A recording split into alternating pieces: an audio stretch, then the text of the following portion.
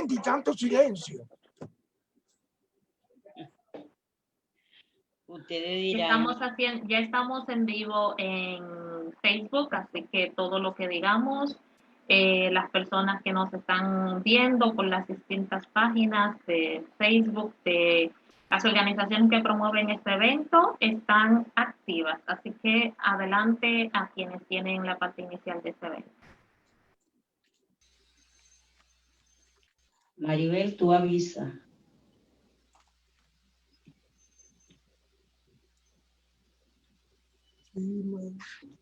Octubre Cimarrón. Buenas tardes a todas y a todos.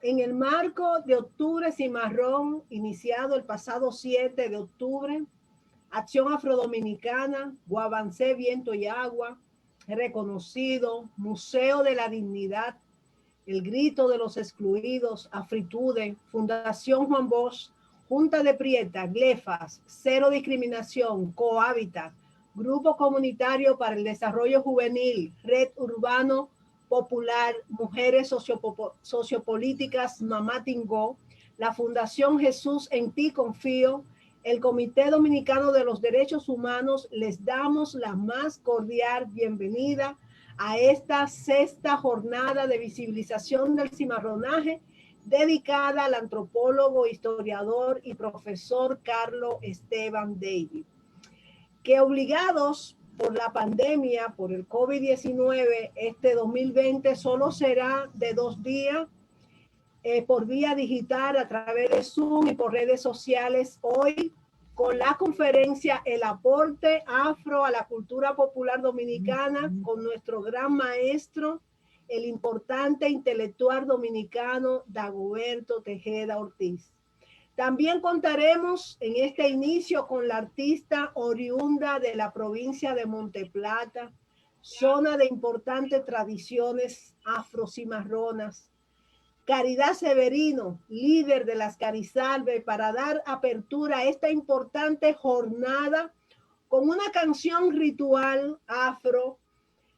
Decía ahorita que Dago nos hablará del origen afro de nuestra sociedad y que Cari nos los cantará.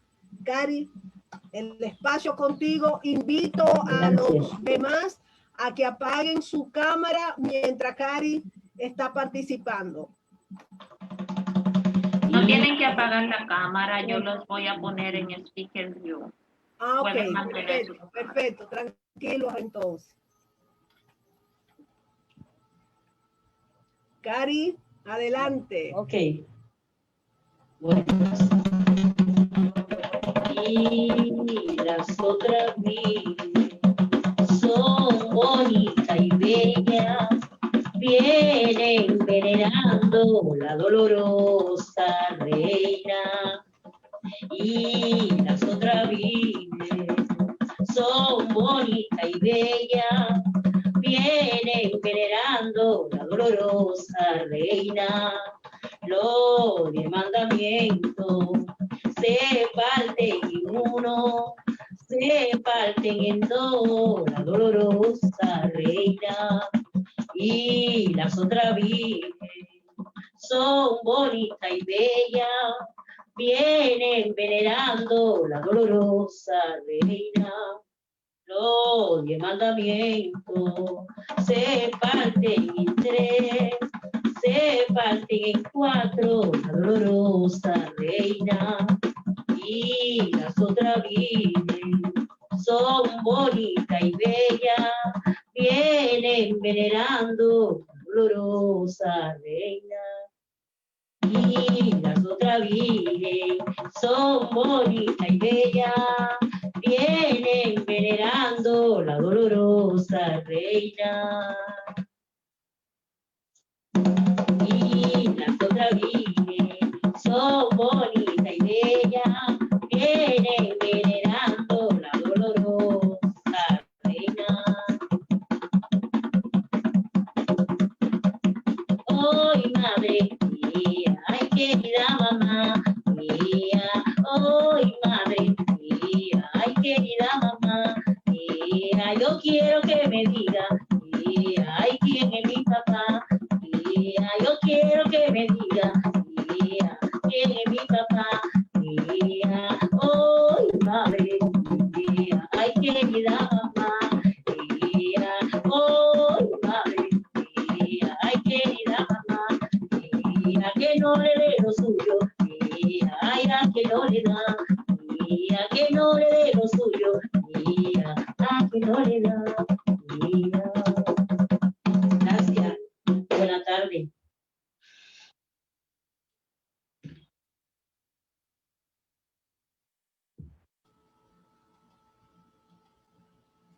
Eso es nuestro pueblo, eso somos nosotros, esa salve, esa riqueza cultural, y se me ha ido aquí voy. Esa riqueza cultural que Cari nos da en esa salve tan hermosa, que según me decía, se la enseñó su abuela.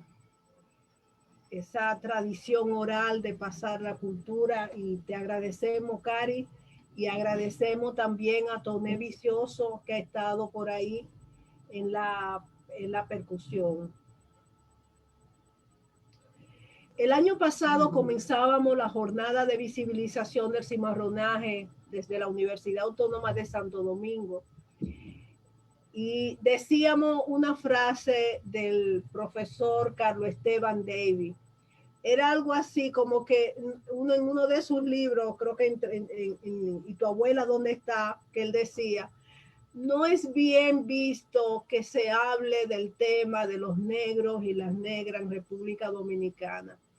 Hoy, en medio de esta pandemia, con los honores no hechos todavía como se merece el profesor Carlos Esteban Davis, le estamos dedicando esta jornada, esta sexta jornada de visibilización del cimarronaje.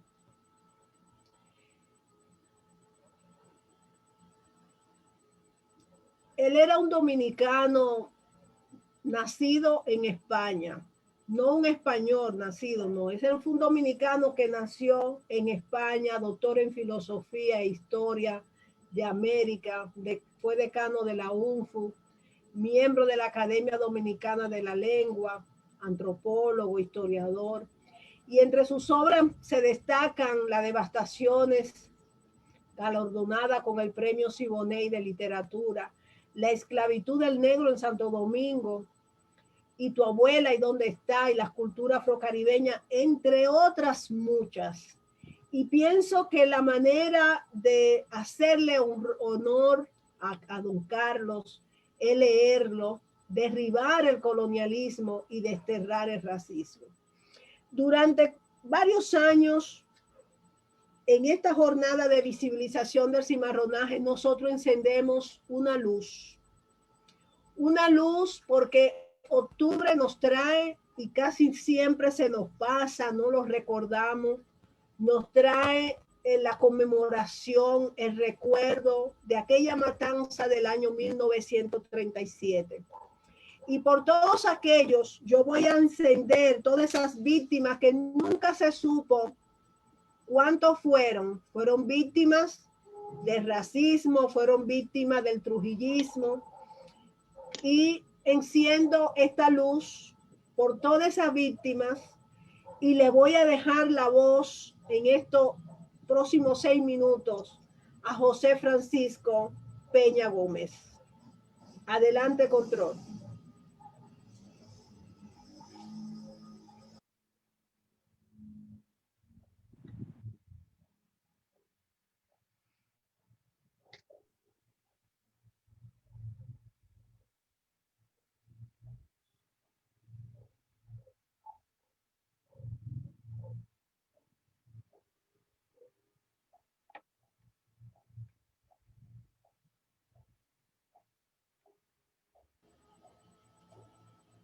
Ana. Ana.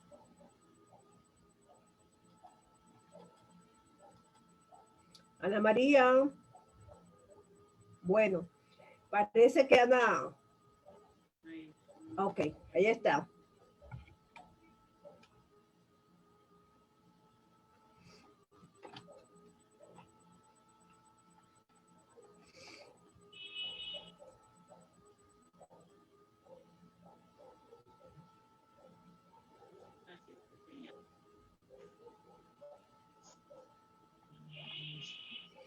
Yo no oigo, Ana, chequéate a ver. Bueno, ustedes saben que a veces no salen estos asuntos técnicos en lo inmediato, pero vamos a seguir insistiendo porque es muy importante. Y su mujer solía 2 y 3 veces por los primeros años de la década del 30, y durante 6 o 7 años vivieron en la Loma del Flaco, bajo el arrullo de un palmar. Allí nacieron los únicos 2 vástagos que tuvo la pareja. María Marcelino y Oguís Vicente eran 2 seres de voluntad indomable. Aún hoy, ascender la cuesta empinada de la Loma de Guayacanes es una hazaña propia de alpinistas del trópico. Y Oguís la recorría a menudo a pie, y su mujer solía 2 y 3 veces por semana bajar en su montura junto a su inseparable amiga aquí conmigo, Ana Joaquina Jiménez, con las árganas cargadas de los frutos sacados de la tierra para venderlos a las amas de casa distinguidas y a los meseros del mercado de Mao. Un día fatídico, un amigo subió a la loma, tocó la puerta del bohío de María y de Oguís y les dijo que hombres malvados estaban derramando la sangre de los negros y de los haitianos sin respetar ni a las mujeres ni a los niños. Oguís Vicente no era haitiano, aunque es posible que tuviera alguna ascendencia de ese país por el lado de su padre, y es posible también que la tuviera por el lado de su madre. Su ascendencia materna procedía de 3 generaciones atrás, de una sección montañosa llamada La Mulata, cuyos miembros emigraron durante la Guerra de los 6 años del siglo pasado, durante el gobierno más largo del presidente Buenaventura Báez.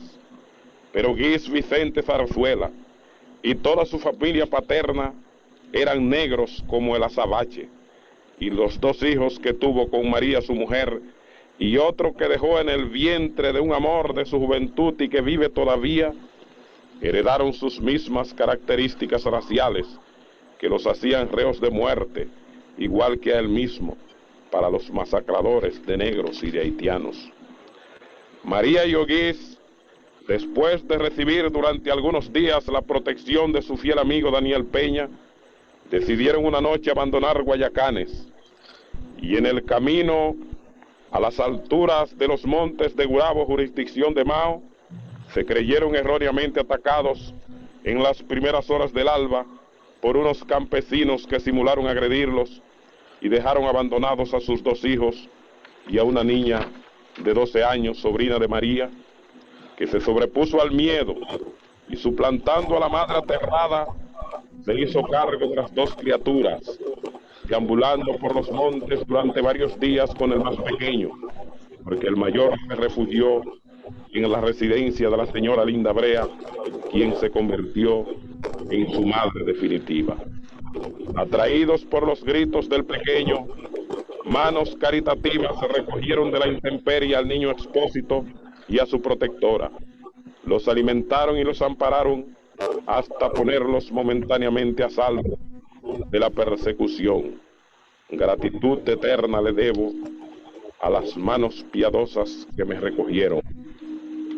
María Petronila Matías y su esposo Francisco de León, alias Don Polo. ¿Quiénes eran aquellos niños desamparados y hambrientos, lanzados por la crueldad de los hombres a prematura orfandad y posible muerte? El mayor tenía una edad de 2 años y el menor no había alcanzado todavía los 6 meses. Ni se sentaba ni hablaba. El primero se llamaba Domingo y con el paso de los años se dedicaría a servir y amar a Dios. El segundo adquirió un nombre de pila diferente al que le otorgaron sus padres originales y vino a conocerse como José Francisco Antonio Peña Gómez. La niña de 12 años que supo encarar el peligro se llamaba Carmela. Era prima de los pequeños y después desapareció misteriosamente sin dejar el menor rastro. La precipitada huida de María Marcelino y Oguís Vicente causó mucha pena en toda la comarca donde habían vivido, pero tiempo después sus amigos y relacionados se sintieron aliviados cuando recibieron noticias de que ella y su marido habían cruzado la frontera dominico-haitiana y se encontraban refugiados en la vecina República de Haití, sanos y salvos. Al igual que ellos, toda la familia de María cruzó también la frontera. Es un misterio irresuelto todavía el nombre del padre de María. Conocemos el nombre de la madre porque era hija natural. Se llamaba Susana Marcelín, pronunciada en Haití como Marcelén, y era dominicana. El nombre del padre lo desconocemos todavía. Se dice que se llamaba Clemón, y si es así es posible que el padre de María fuera haitiano. El hijo menor de María Marcelino y Oguís Vicente soportó durante su niñez el traumático discrimen racial y los insultos frecuentes de personas fanatizadas por el antihaitianismo y el racismo, alimentados por la errónea creencia de que usurpaba una nacionalidad que no le pertenecía. El haitiano es considerado por ciertas capas sociales que invocan un falso españolismo como un ser inferior, como un subhumano.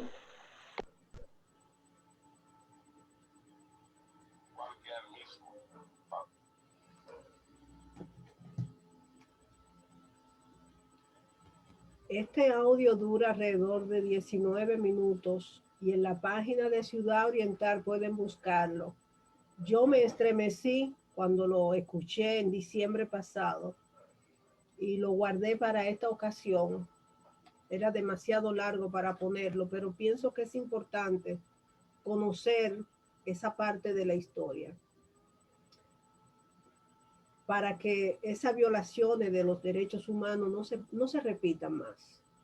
A continuación, un imprescindible intelectual dominicano, el maestro de generaciones, sociólogo, folclorista, que ha realizado importantes investigaciones, un escritor profundo y prolífico, con libros que nos han marcado como Atlas Folclórico de la República Dominicana, Cultura Popular e Identidad Nacional, El Carnaval Dominicano, Antecedentes, Tendencia y Perspectivas, El Vudú en Dominicana y Haití, Mana, Movimiento Mesiánico Abortado, entre otros.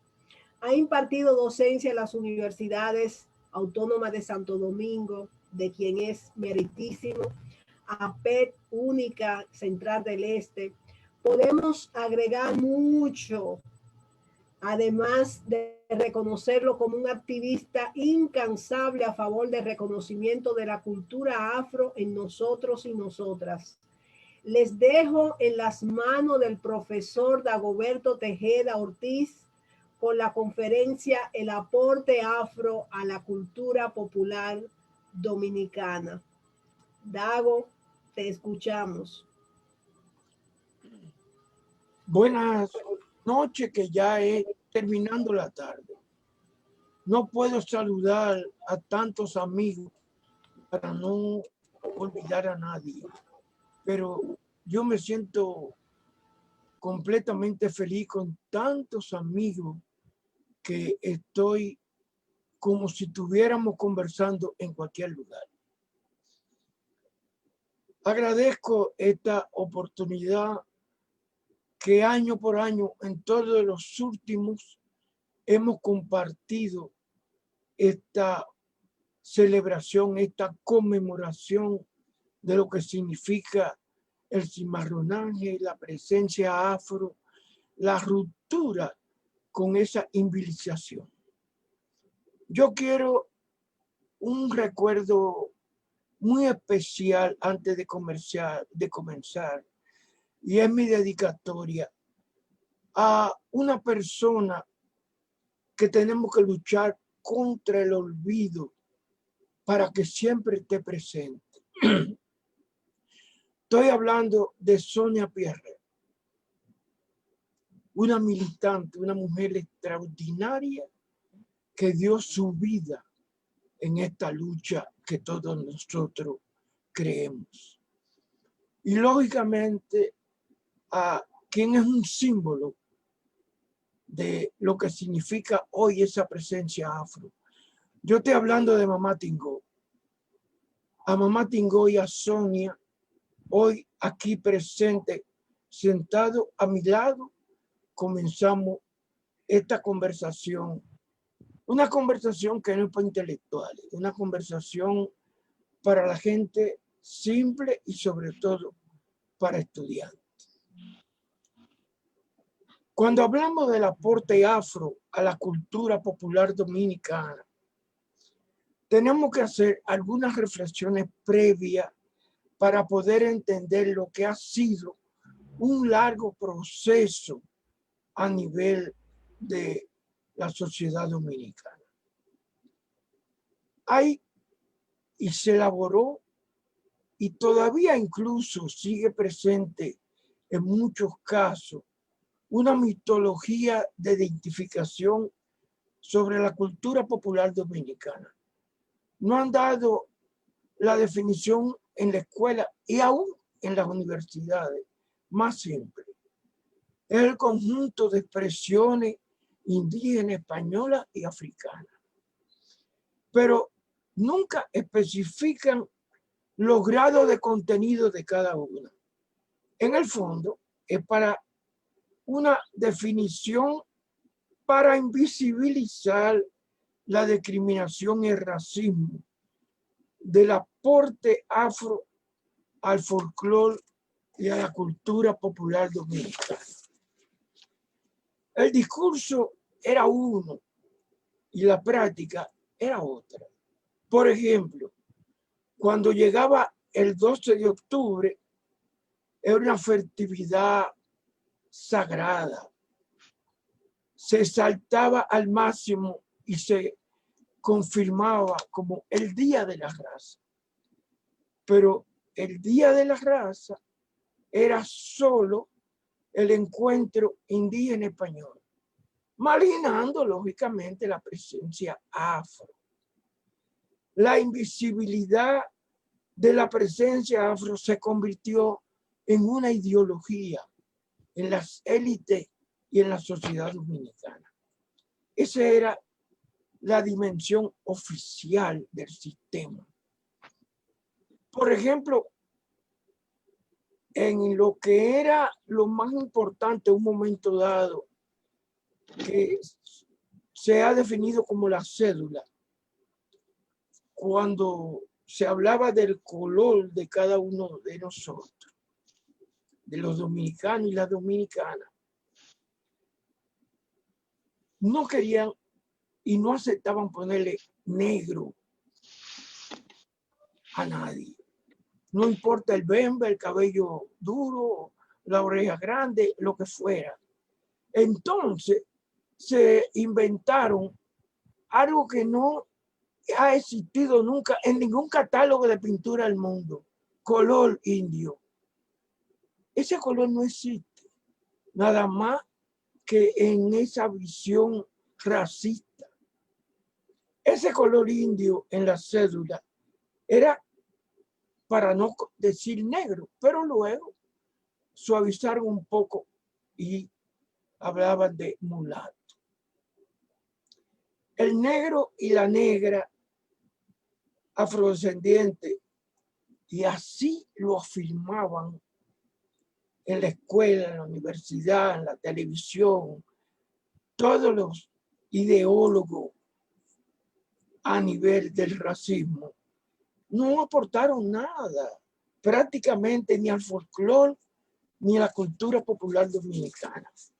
Ni siquiera dominaban el alfabeto, no sabían leer, no sabían escribir, por lo tanto, no aparecían en ninguna antología, ni de literatura, ni de poesía, ni de nada. Luego, se apeló a redimensionar la importantización de la presencia indígena en la formación social dominicana. Entonces, solo alcanzaba la presencia de un indigenismo sin indígena, solo aparecía en el carnaval. En la realidad no era posible porque en los primeros 50 años eliminaron la población indígena. Pero la exaltación indígena era para ocultar, invisibilizar la presencia africana. Con el trujillismo se desarrolló una ideología hispánica.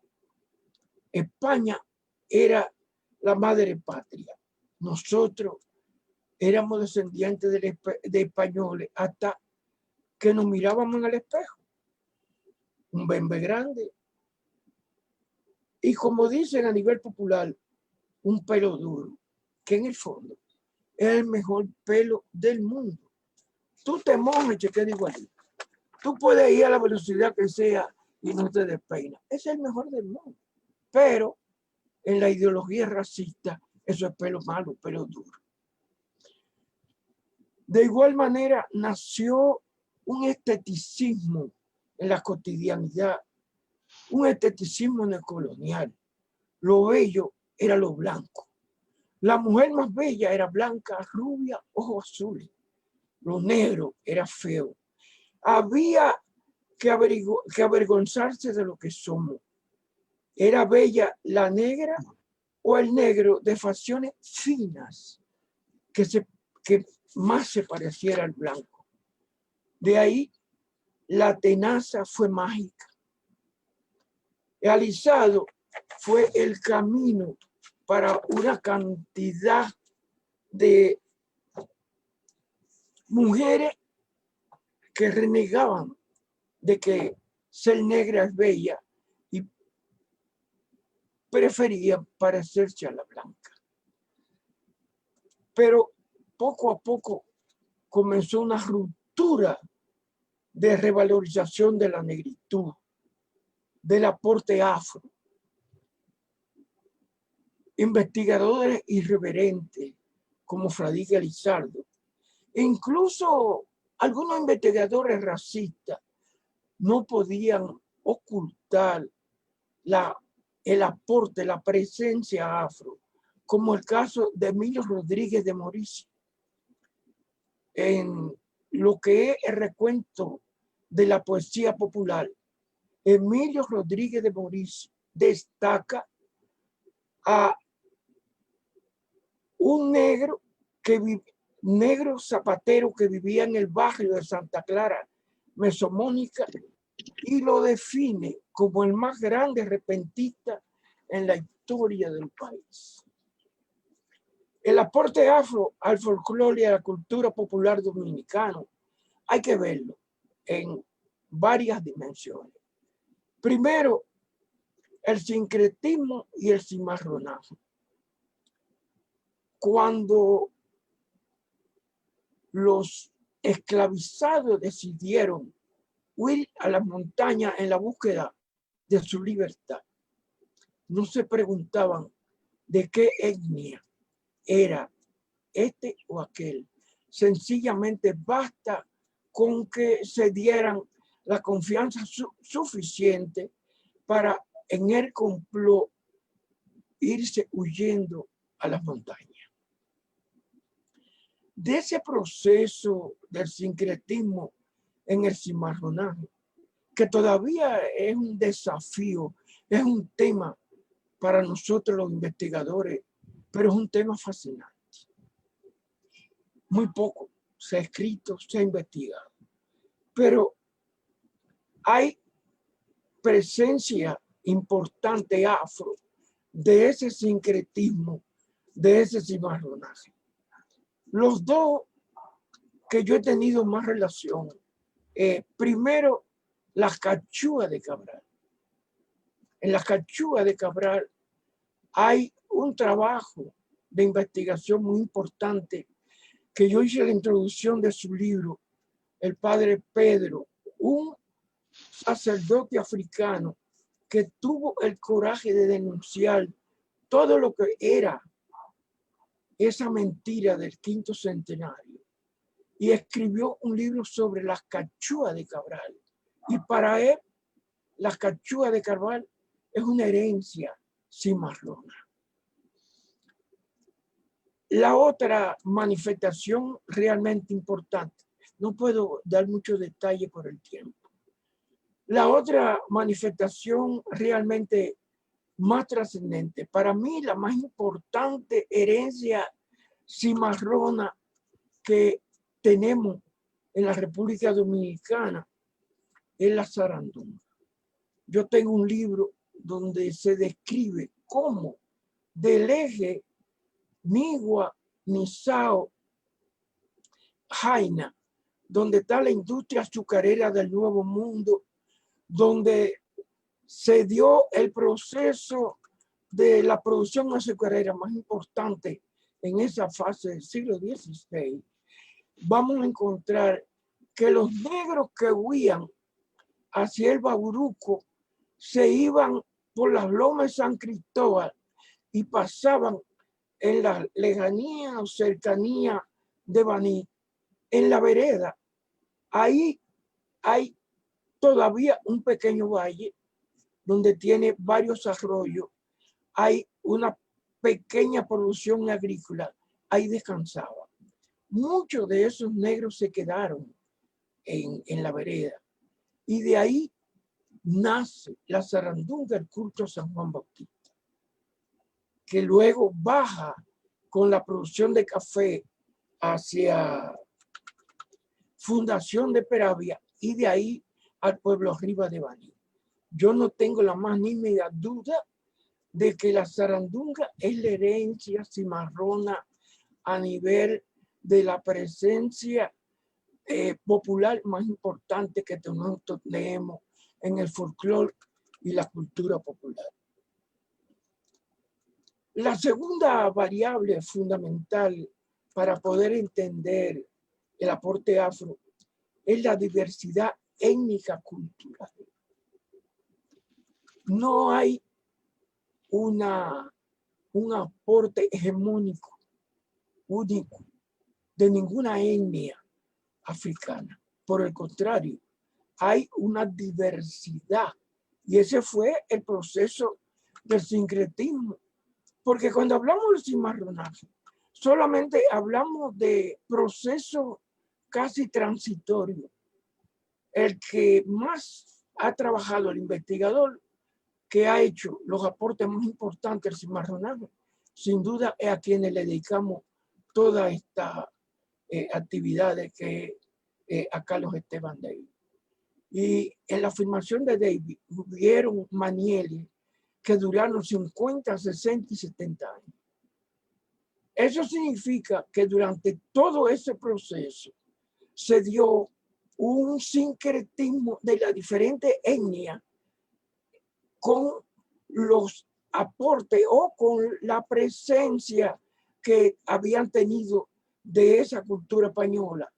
Y lógicamente comienzan a aparecer nuevas expresiones en la diversidad de la identidad cultural dominicana. En otro sentido, la otra variable realmente importante es que hoy estamos en esta conferencia, en este momento podamos estar juntos en el mismo lugar y a las pocas horas recibir una llamada de Samaná, de Pedernales, de Higüey, de los que estábamos presentes en esta conferencia. ¿Qué significa eso? Que la dimensión que hay hoy en el espacio nacional no existía cuando solamente la imposibilidad de comunicación terrestre por cualquier vía hacía la presencia de mosaicos culturales. Esos mosaicos culturales son los que poco a poco se han ido abriendo y entonces hacen la totalidad de la identidad dominicana. Pero a partir de esos ejes que se desarrollaron con particularidades, con diversidad diferente. Por ejemplo, Ahí está Ponserrat, que se fascinó con la sabana del Espíritu Santo. La sabana del Espíritu Santo es un espacio del imaginario popular, que tiene una diversidad de expresiones, con un espacio geográfico solamente en la mente de los que creen en esa sabana del Espíritu Santo. San Cristóbal, Yamasá, Cotuí, etcétera, etcétera, etcétera. En esa sabana del Espíritu Santo hay por lo menos, yo he detectado más de 10, 15 manifestaciones culturales, folclóricas, individuales, particulares, con identidades, que se mantenían aisladas una de otra y que poco a poco se han ido fusionando, intercambiando, y eso es lo que hace la identidad nacional. Hay un periodo prejuiciado, un desafío para nosotros los investigadores irreverentes sobre la ocupación haitiana. No se habla nada a nivel cultural. ¿Qué ocurrió cuando se dio un espacio de libertad para manifestaciones afro? ¿Qué ocurrió con la población haitiana y la población dominicana? ¿Qué cosas nuevas surgieron de ese intercambio? Eso nos lo han ocultado, nos lo han tergiversado, nos han jodido desde ese punto de vista. Es un desafío para la investigación. Esos mosaicos culturales, esos grupos que conformaron ejes específicos, que desarrollaron manifestaciones con identidades. Por ejemplo, cuando llega el proceso de modernización de la industria azucarera y comienzan a llegar los trabajadores de las islas inglesas a San Pedro de Macorís, a la Romana, traen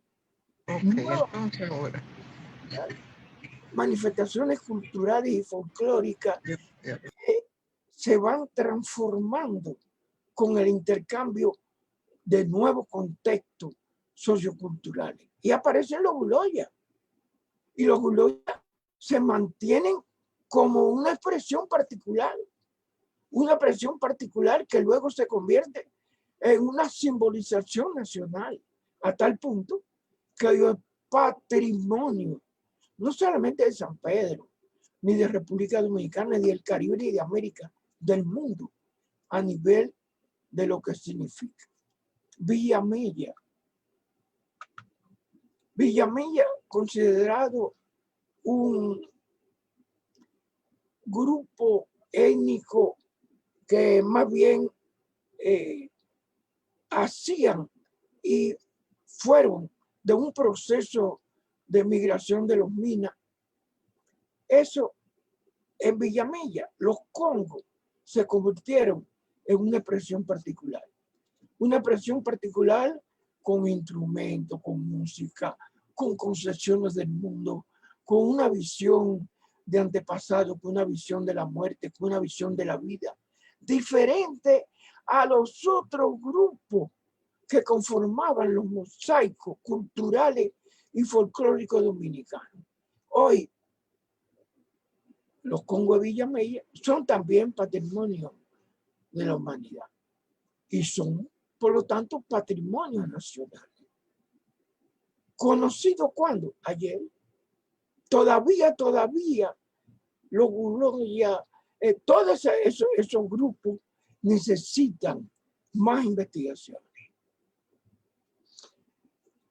Asimismo ocurrió, por ejemplo, como decíamos, con Samaná. Grupos de libertos norteamericanos que llegaron a Samaná conformaron y dieron una respuesta diferente a nivel cultural. Se fueron desarrollando con una visión de totalidad a nivel cultural. ¿Qué ocurre? ¿Qué pasó en Samaná?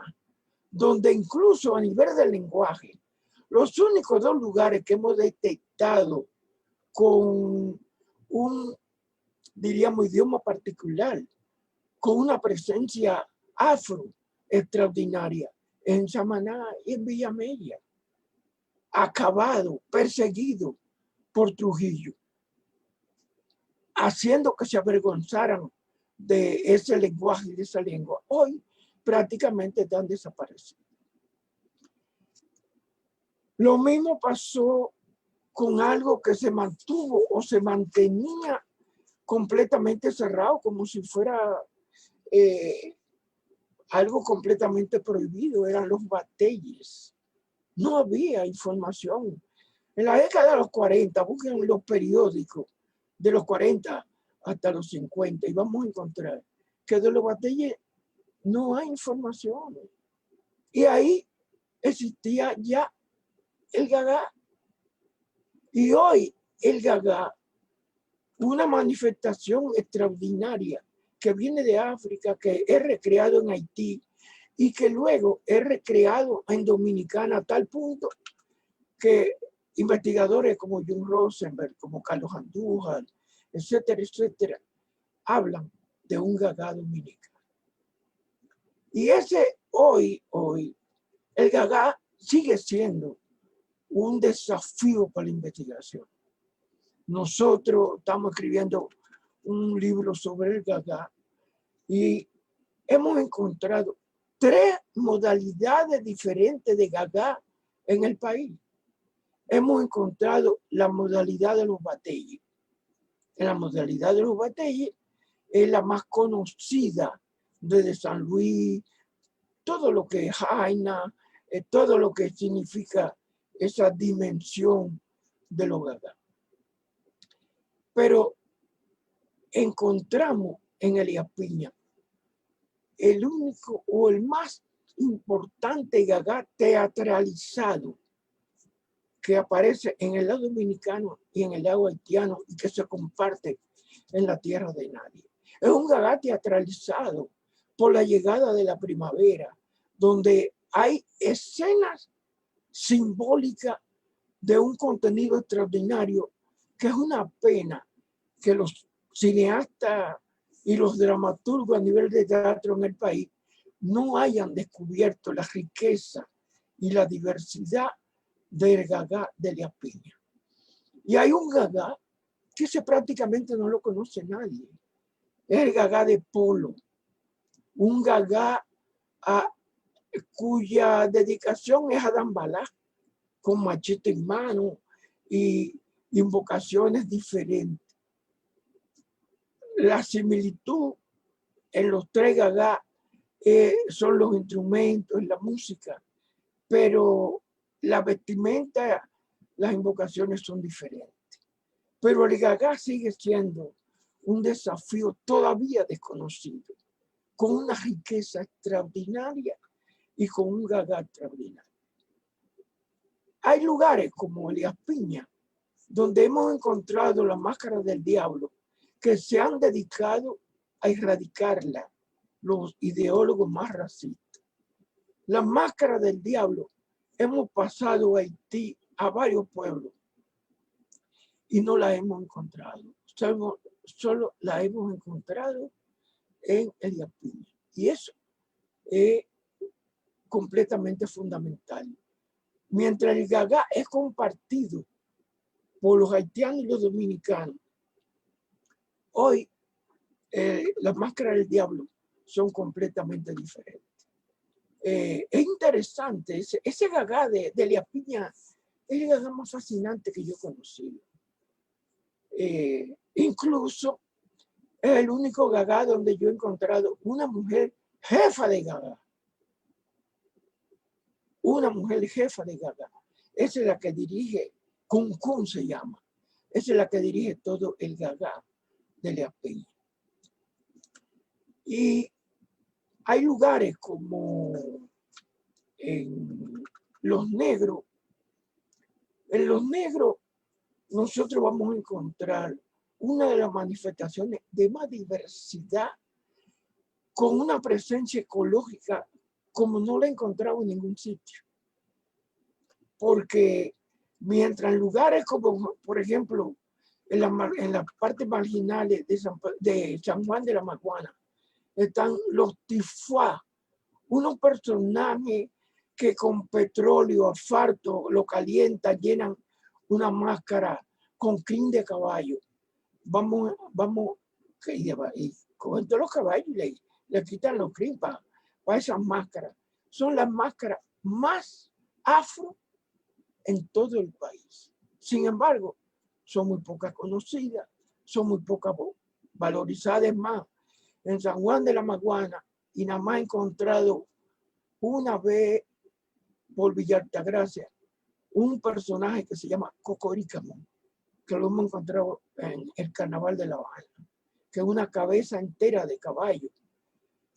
Y el Cocorícamo, ahí en la cercanía de San Juan de la Maguana, es un personaje extraordinariamente fascinante, poco conocido, menos valorizado por la represión a nivel tanto de las iglesias como del sistema oficial y de las élites, que lógicamente eso es cosa de negro, cosa hedionda, cosa que no es cultura, ni siquiera folclore. Entonces, desde ese punto de vista, es importante lo siguiente. De España, de Europa, llega el carnaval. El carnaval llega con Diablo Cascuelo, llega con la muerte, llega con los mamarrachos. Son los tres personajes más importantes del carnaval colonial. Pero ese carnaval colonial, donde incluso se permitía en la fiesta más solemne, que era la fiesta de Corpus Christi, se permitía la presencia de esclavizados que estaban en las cofradías de las iglesias, poder participar de la procesión con sus máscaras, con sus tambores, con su música y su baile, que nosotros hemos llamado, sobre todo el ideólogo, un antropólogo cubano, Joel Diego, le llama el protocarnaval. Son los antecedentes realmente del carnaval. Y cuando ese carnaval europeo llega con España, con esos personajes, poco a poco se va transformando hasta que entra la presencia afro. La presencia afro transforma la máscara del carnaval. La máscara de los diablos que llegan de España son diablos llamados mefistofélicos medievales. Dos cachitos, un bembe grande, unas orejas grandes, una nariz achacada. Sin embargo, con los africanos hay una diversidad y los comienzan a reproducirse animales. Y esto comienza a darle una variedad, una riqueza en términos de identidad. Bueno, ese carnaval que llega de España se transforma a tal punto que aunque hoy hay personajes como la muerte, como los diablos, ya no son los mismos. El carnaval que vino de España no existe más. Hoy hay un carnaval dominicanizado, criollizado. Ahora, es un carnaval de una época de calestolenda que responde a una concesión europea colonial. Pero los negros en diferentes lugares desarrollaron lo que yo he llamado un carnaval cimarrón. No porque los cimarrones tuvieran carnaval, sino porque el cimarronaje es una actitud no solo de un periodo histórico, sino el carnaval es una actitud de rebeldía, es una respuesta frente a la opresión, es la búsqueda de la libertad y la búsqueda de la identidad. Hoy el cimarronaje es completamente válido. Entonces, ¿qué aparece? Aparece un carnaval rural, un carnaval ecológico, un carnaval como los negros de la joya, por ejemplo, o como los tifuá y los cocorícamos, o como la máscara del diablo de la piña, o como los tiznados de Miche, o como de Cotuí. En toda esa riqueza hay un carnaval fuera de la época, Cuando ya termina el carnaval oficial, aún con la llegada de la primavera, aparece el carnaval cimarrón. Y ese carnaval cimarrón es un carnaval contestatario, es un carnaval de un aporte afro, no conocido, poco revalorizado, porque la mayor parte de los investigadores solamente van a La Vega, solamente van a Santiago, solamente van a los lugares. Es más, en este momento, el carnaval más rico, más diverso, el carnaval más original, para mí el carnaval más auténtico, es el carnaval con más riqueza de San Juan de la Maguana, con una diversidad de personajes, fundamentado en tradiciones, leyendas, símbolos, etcétera, etcétera. Por eso, cuando nosotros hablamos de todo lo que significa ese aporte afro, nosotros no podemos dejar, por ejemplo, la gastronomía, lo que comemos.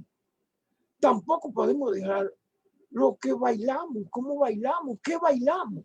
La mayor parte no corresponden a españolería, ni corresponden a aportaciones europeas. Son afro.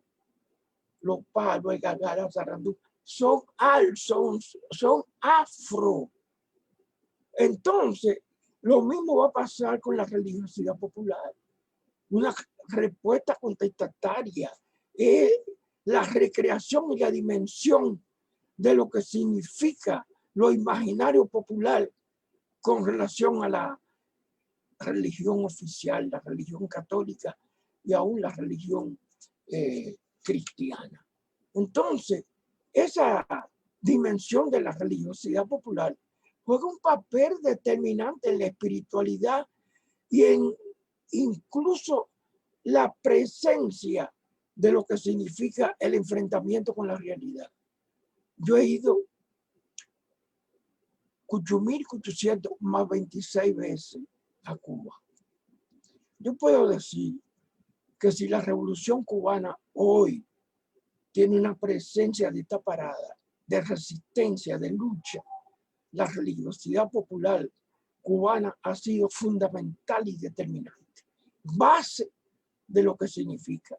Y en nosotros es un espacio de resistencia, es un espacio de identidad, un espacio por la libertad, un espacio de la lucha. Por eso tenemos que ser reverentes, por eso tenemos que ser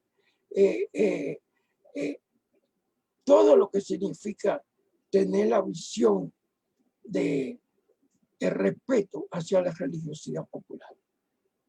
Personajes como Liborio Mateo, un personaje, para mí el personaje más fascinante del siglo XX.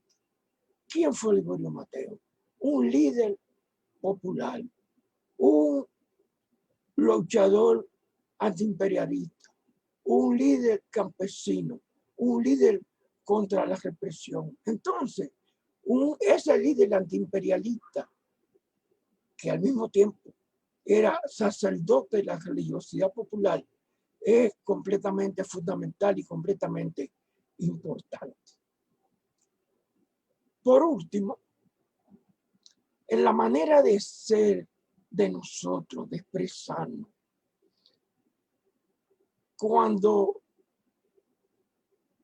teníamos discusiones, yo recuerdo unos hispanófilos, uno de ellos me interrogó diciendo, pero ven acá, muchacho, tú que hablas tanto de la presencia afro, pero toditos esos negros los que hablan español. Y yo le dije, ese es el lenguaje de la represión y el lenguaje de la cotidianidad impuesto. Pero los dominicanos tenemos un lenguaje simbólico, un lenguaje completamente expresivo, un lenguaje de símbolos. Miren, cuando aquí, por ejemplo, en un barrio dan una mala noticia a algunas personas, esa persona se pone la mano en la cabeza y da 3 pisotones en el pie, en la tierra, con el pie derecho. Eso es diciendo, qué vaina, es una tragedia. Por el contrario, cuando es muy buena, entonces apretamos los puños. ¡Ah! Eso, ningún europeo hace eso. Pero así nosotros tenemos una cantidad de presiones simbólicas en el lenguaje gestual y cultural que parte de esa presencia y de esa herencia afro. Por último, para mí el aporte más importante es el aporte del amor por la libertad, la lucha por la resistencia, la búsqueda en la creatividad para realmente ser libre. Para mí el aporte afro es el aporte de ser nosotros, de entender que lo negro es bello, de poder entender que lo negro es parte de lo que somos. No somos africanos, no somos solo afro, pero la presencia afro es completamente determinante. Cada uno, y yo estoy mirando mucha gente, salvo ese de la barba que parece como que no es de aquí, pero oíste, Ponce, pero los demás, yo estoy mirando una nariz achatada. Mauri, no te escondas. Esa nariz achatada, y tú viste esos moños que tiene Maribel y tal, esos son lo que representan nuestra identidad. Muchas gracias.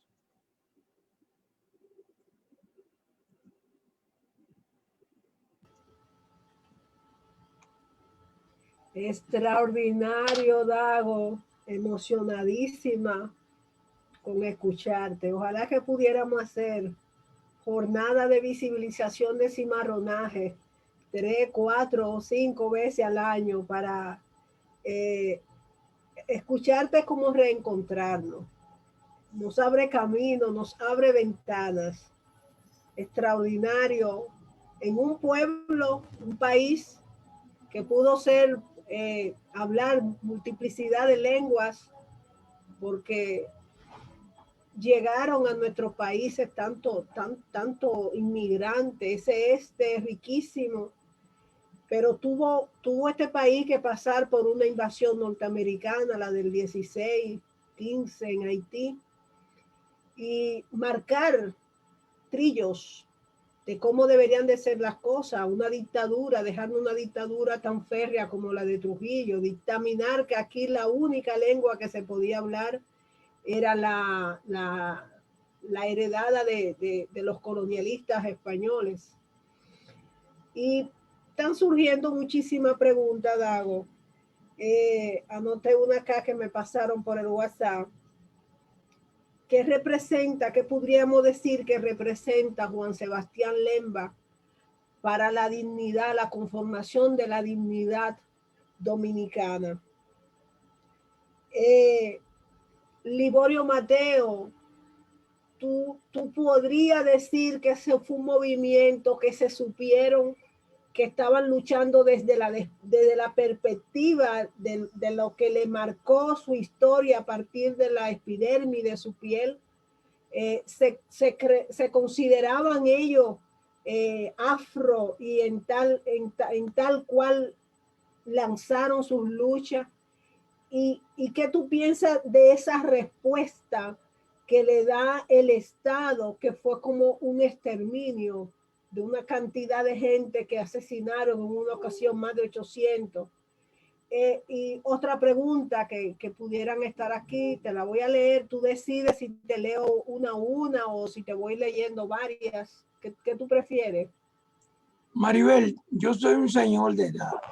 Si tú me dices más de dos, a mí se me van a olvidar.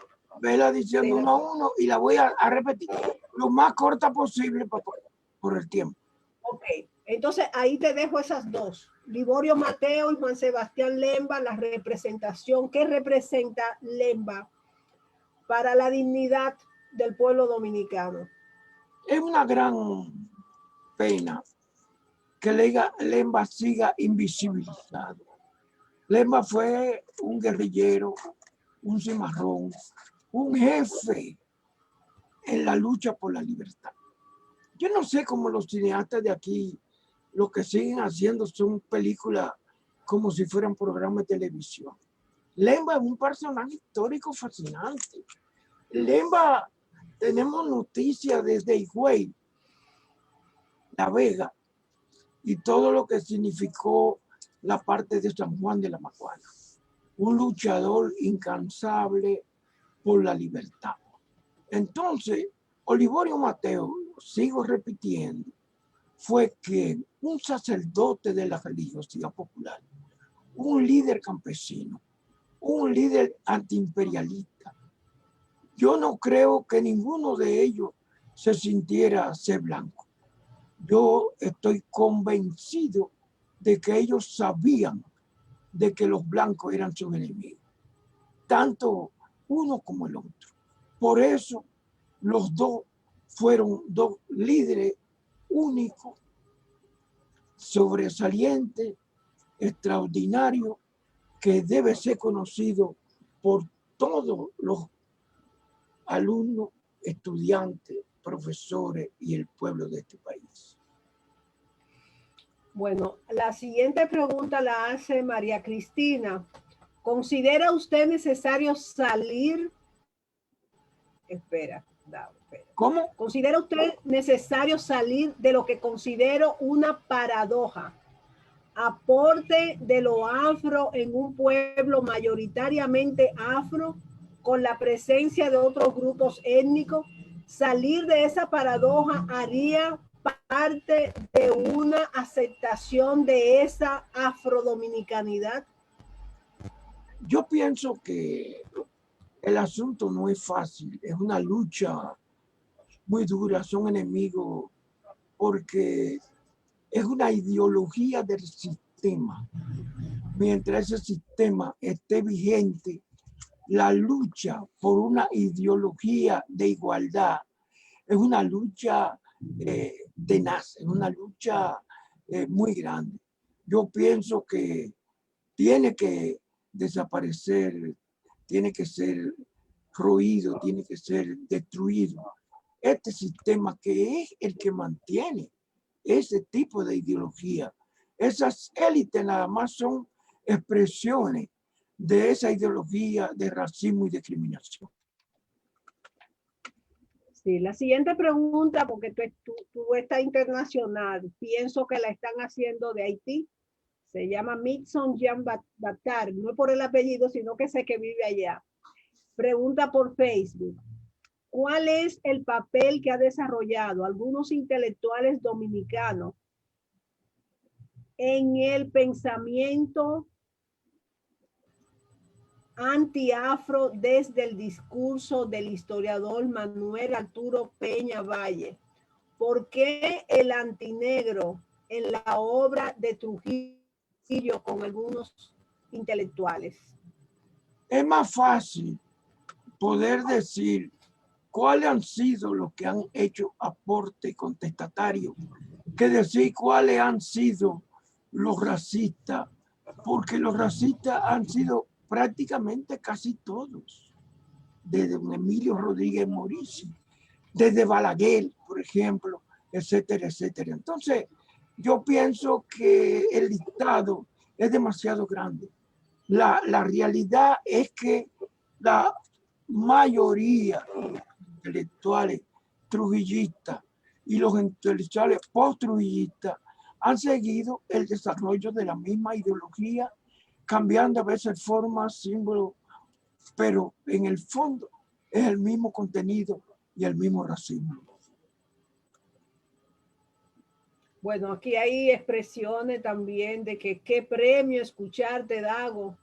Cómo compaginar la riqueza de expresiones del carnaval actual y el abandono de las escuelas que ayuden a que no se pierda la plástica expresiva vieja, tradicional, en minoría.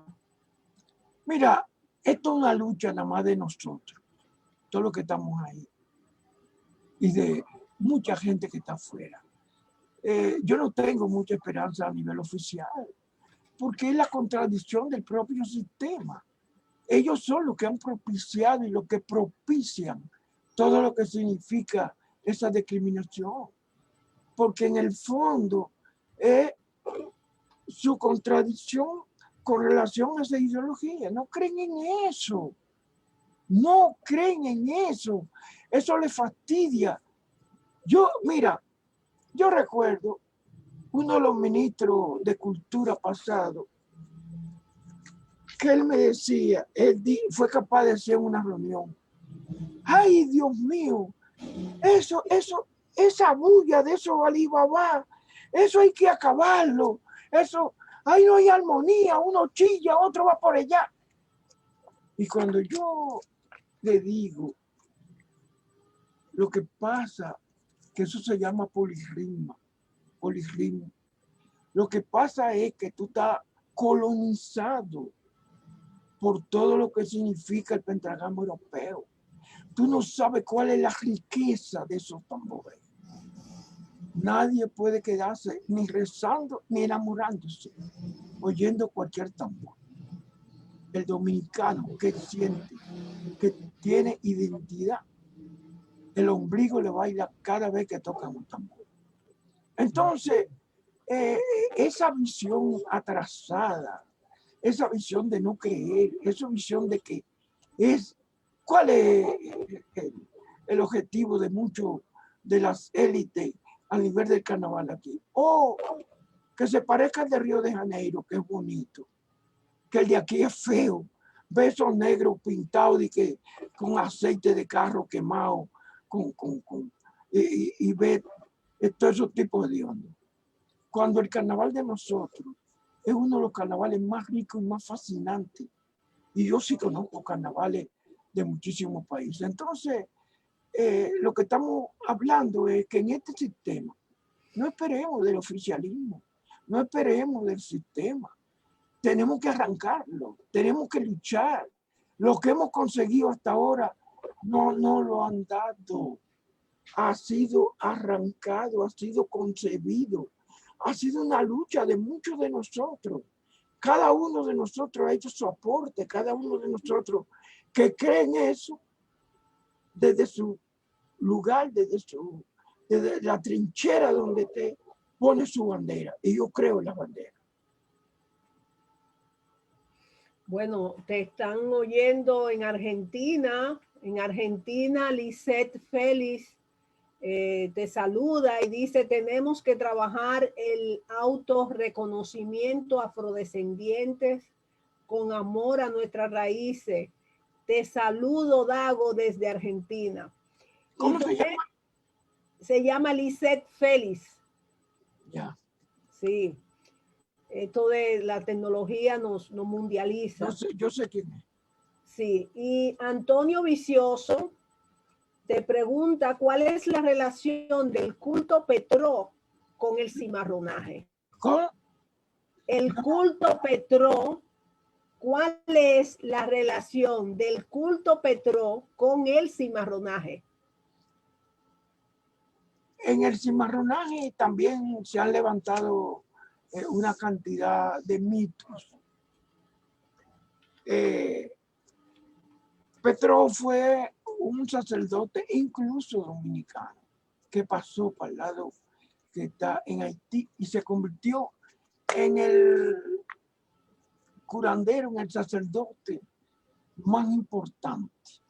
Y cuando se habla del punto Petró, se está hablando del punto donde se reúne la mayor posibilidad de fuerza.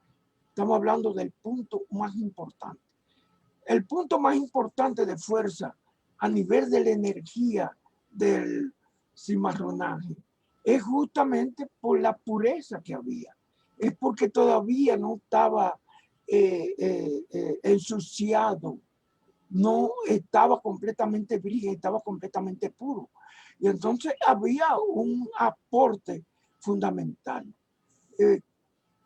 En ese sentido, entonces, Tony sabe muy bien que desde el cimarronaje comienza todo el rito y comienza toda la expresión Petró. La siguiente pregunta, Dago, y tú no dices si estamos abusando de ti. No, no, no. ¿Has visto? Hace tiempo que yo no hablaba. Yo estoy en una guarida. Estamos contentos, yo también. ¿Has visto algún cambio positivo en cuanto a la celebración, aceptación de la descendencia afro en las nuevas generaciones dominicanas? No sé si te has dado cuenta que ya muchos andamos con el pelo que lo asumimos, pero también ahí se le da una situación de que, por ejemplo, hay muchos casos que llegan a Acción Afrodominicana de niñas que son sacadas de las escuelas porque le dicen que no están peinadas adecuadamente. Recientemente, Dago, en el Ministerio de Educación sacaron un orden de cómo ir vestido y a los empleados y qué tipo de ropa usar y dentro de la sugerencia que le hacen es no usar colores llamativos para ir a trabajar. Y agrego ahí, ¿quiénes son los que usan los colores llamativos en República Dominicana? Bueno, con la ropa que yo tengo no puedo entrar. Como muchos de los que están ahí. Fíjate, Maribel.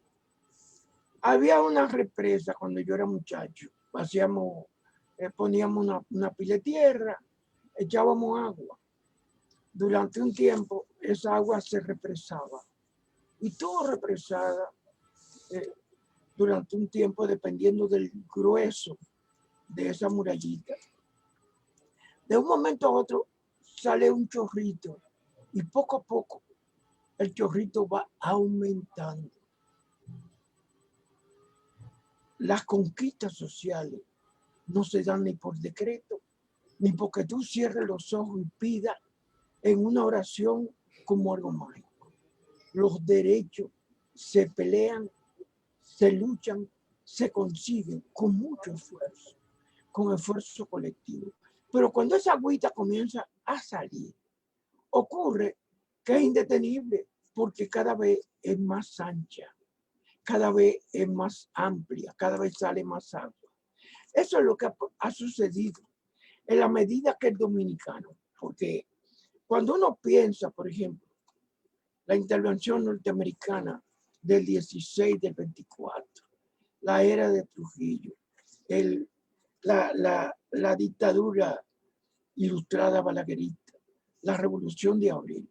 Cuando uno piensa en acontecimientos que han impactado a profundidad todo lo que significa la dominicanidad, eso lo que ha hecho es fortalecer la conciencia del dominicano por la identidad.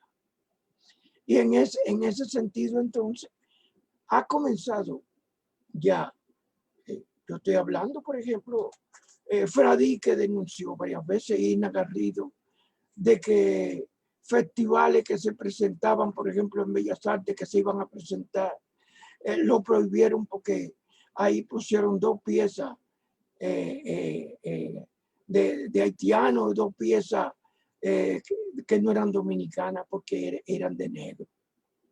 Cuando uno piensa en eso, cuando uno piensa en toda la discoteca que no dejaban entrar negros, cuando uno piensa en todas esas discriminaciones de que vaya a peinarse como se peinan las mujeres y no con ese afro. Todavía cuando yo me paro que voy a entrar a la biblioteca de la Universidad de la UAS, yo me paro a oír, porque todavía está chula esa melena, porque todavía muchachas que no tengan esta hombrera aquí no pueden entrar, que no tengan tal cosa no pueden entrar. El Teatro Nacional, que tú te acuerdas, Mari, que no podíamos entrar porque no teníamos zapatos ni teníamos porque íbamos de en tenis, porque no teníamos un saco. Yo recuerdo una vez que había en el puerto, en el muelle del otro lado de la ciudad, había una discoteca ahí muy famosa. Y yo voy a entrar, pero me detuvieron porque no tenía, porque tenía tenis y no tenía saco. Y yo entonces quedaba casi enfrente, nada más había que pasar el puente peatonal para ir al Instituto Dominicano de Folclore. Y ahí teníamos una exposición con muchos diablos y muchas cosas. Yo cogí unos zapatos viejos de Dino Diablo, cogí un traje de un califé, un cosa de esa, fui y bailé toda la noche. Cuando en el Monumento al Son, cuando tú entras y te miraban los zapatos, tú no podías entrar en tenis en el Monumento al Son. Pero ellos tenían una respuesta, ellos tenían ahí una caja con muchísimos zapatos. Entonces tú te ponías el que te servía y bailaba toda la noche tu son. Entonces, hoy hay un proceso irreversible de conciencia, de ruptura, de enfrentamiento, de valentía, que eso, Maribel, no lo detiene nadie. Estamos en camino de un proceso en que cada vez hacemos un striptease a nivel de toda la invisibilidad que tuvimos y comienza a haber una apertura por la conciencia que nosotros tenemos. Tú sabes lo que una mujer casi expuesta a quemarse la cabeza con una tenaza caliente para rizarse los moños para parecerse a la blanca. Y que decía, mira qué negra más linda, pero tú has visto qué facciones más finas. O sea, porque se parecía a la blanca. Y no era bella porque era negra. Entonces, cuando subimos conciencia de eso, mira tu vestido. Ese vestido no se lo podíamos poner a una mujer antes de que para aparecer en televisión figuriana. Antes, ¿por qué yo perdí y he perdido y perdí el acomodo de las élites como intelectual? Porque desde el principio yo andaba con una chancleta, con un macuto, con una bicicleta, iba a la universidad a clase y con mi ropa africana, que es lo único que tengo. Yo no tengo traje desde hace, yo no me acuerdo el último traje que yo me hiciera. Cuando un día me llama el presidente Hipólito Mejía y me dice, yo quiero hablar con usted. Digo, presidente, yo no tengo traje. La ropa que yo uso, mire, carajo, el presidente soy yo. Venga. Y yo cogí para el palacio. Cuando yo llegué a la entrada, me dijeron, no, pero usted no puede entrar así. Y otro oficial dijo, no, el presidente llamó, que viene un artista medio loco, así, con pero dejen pasar. Hipólito, y el mismo Lionel me dijo en una oportunidad, pero ven acá, es que tú no me vas a regalar una camisa de esa. Yo la cojo hasta para dormir, por mi madre que yo la uso. Entonces, Maribel, estamos, por ejemplo, antes, cuando decían, tú ves esa mujer que está ahí, esa mujer es curandera, esa mujer es servidora de misterio. Ella se avergonzaba, bajaba la cabeza, le daba vergüenza, se iba. Ahora no. Ahora una servidora de misterio te dice con orgullo, yo soy servidora de misterio, o sea, yo soy sacerdotisa de la religiosidad popular. Eso está valorizado en lo imaginario popular. Entonces, hemos avanzado, estamos caminando. Es lento, es una lucha. No nos van a regalar nada. Tenemos que bregar con gente que no creen en eso, con gente que eso le fastidia, que nos sacan la lengua cuando damos la cabeza. Entonces, los que creemos en eso, sabemos dónde estamos y cómo tenemos que luchar con todo lo que podamos. Ya, muchacha. Extraordinario, Dago. Son muchas preguntas, ¿no? Pero tengo que hacer. No, sigue. Sigue, sí, mira. ¿Por qué nos apropiamos? Dice, sí, es una pregunta que la dejaron en Facebook. ¿Por qué nos apropiamos de otras culturas y tendemos a rechazar la nuestra? Esa es una pregunta. Espérate, que esto se me mueve. Y la antropóloga Fátima Portorreal pregunta, Dago, ¿cuál es el aporte de Carlos Esteban Davy al conocimiento de la cultura cimarrona? Hay más, pero te voy a dejar esas dos. Pero mira, Fátima Yo soy de su folclore, una mujer que yo admiro y que quiero muchísimo. Es una mujer extraordinaria, con aportes increíbles. Mira, Carlos Esteban Davis, mi pana full de mucho tiempo. Yo tengo muchas fotografías con él y tengo trabajo con él. Carlos Esteban Davis, sin duda, es el dominicano español. Para mí es dominicano. Ya ni siquiera hablaba con Z. Carlos Esteban es el investigador que mayores aportes hasta hoy ha realizado a todo lo que es el problema del cimarronaje. Basta ver los libros de él. Es el que mayores aportes ha hecho al estudio de la esclavitud en la República Dominicana. Su tiempo en los archivos de India le dio una documentación increíble. Ese Maniel de Neiva, yo estuve trabajando mucho tiempo en todo lo que significa esa región sobre el cimarronaje. Y ese trabajo sobre el Maniel de Neiva, ese libro, es una pena. Yo siempre lo invité a que muchas de las cosas, ahorita Mauri, muchas de las cosas que él describe, por ejemplo, en el camino de Neiva, lleno de palmeras, que todo eso está. El arroyo del Naranjo, todavía yo en las investigaciones que hice, ahí está el arroyo del Naranjo, con una fiesta increíble en el Naranjo que se hacía, donde se iba con panderos, con tambores, se iba a donde el Naranjo, el arroyo tenía más cantidad de agua, se llevaba comida, se hacían ofrendas, se lanzaban flores, etcétera, etcétera. Entonces, Carlos Esteban, nosotros estamos en deuda y en gratitud con él. Yo me he sentido muy orgulloso, muy honrado con que estas actividades se le hayan dedicado a él, porque si hay una lucha que tenemos que hacer, es luchar contra el olvido, La otra se me olvidó. Sí.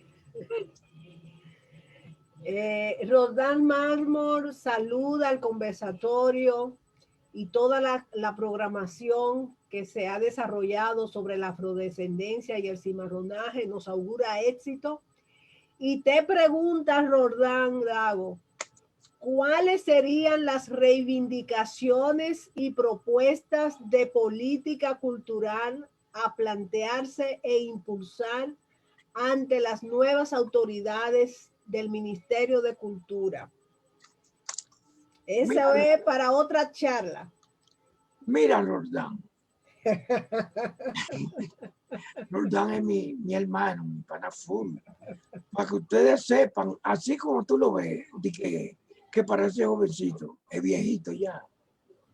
Él era integrante en la fase de Convite, claro, que por cierto estoy escribiendo un libro sobre Convite. Él sabe que normalmente la gente dice, no, porque no hay política cultural. Sí, hay política cultural. Es la política de la ideología del sistema. Son políticas culturales coherentes, racistas, discriminadoras. Del oficialismo nadie puede esperar lo contrario. Aquí no hay proceso revolucionario. Los ministros que llegan responden a todo lo que es los valores y los símbolos del sistema. ¿Qué propuesta tenemos que hacer nosotros a nivel cultural? Es un ejercicio colectivo.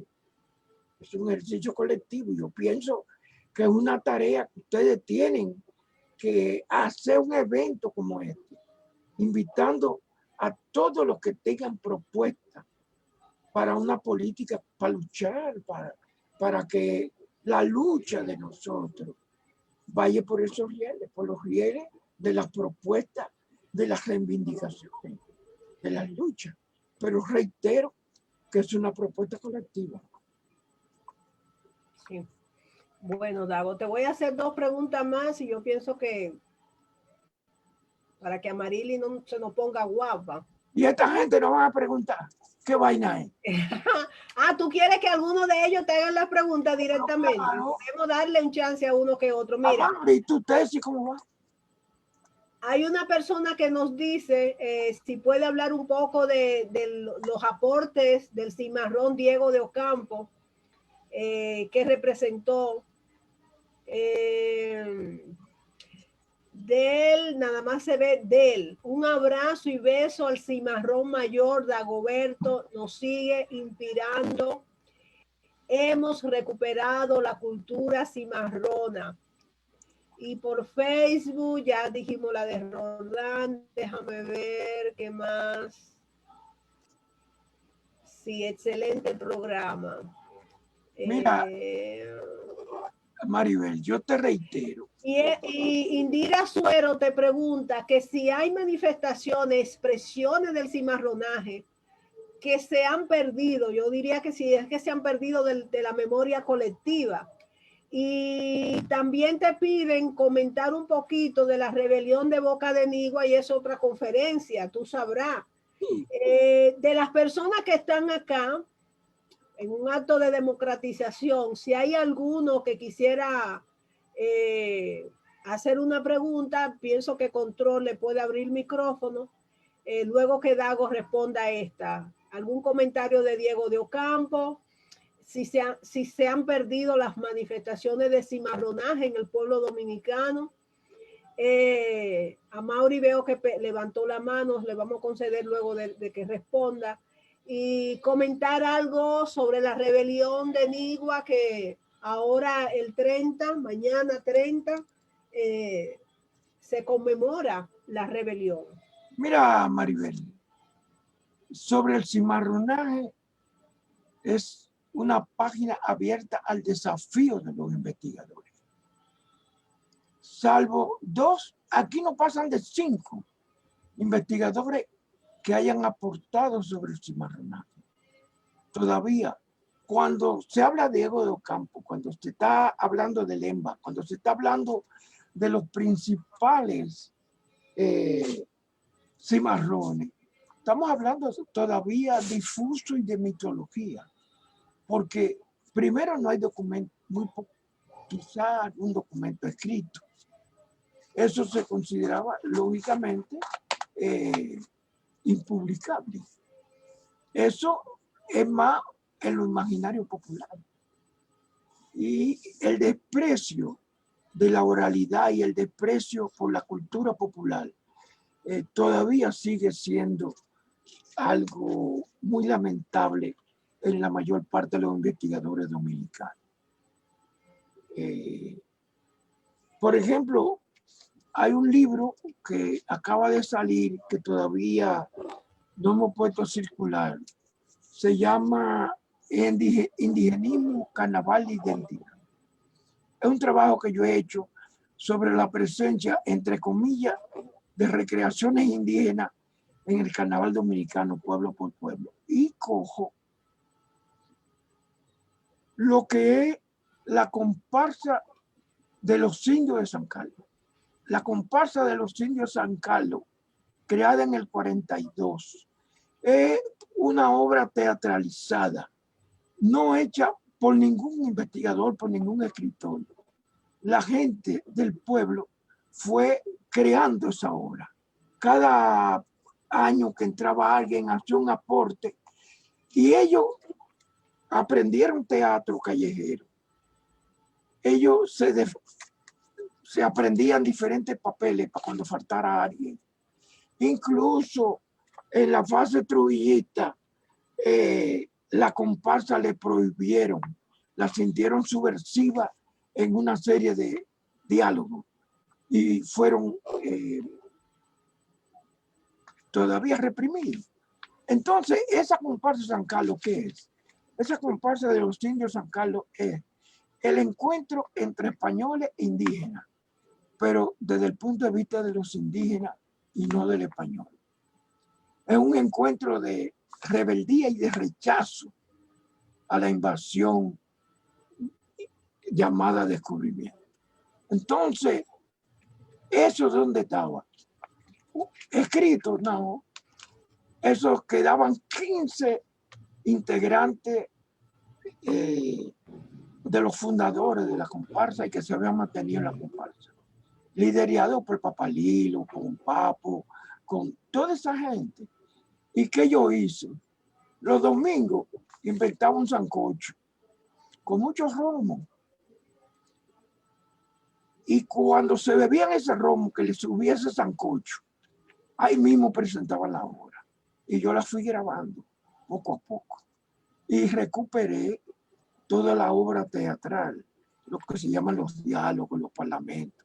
Pero ¿qué es la riqueza de esa historicidad a nivel del pueblo?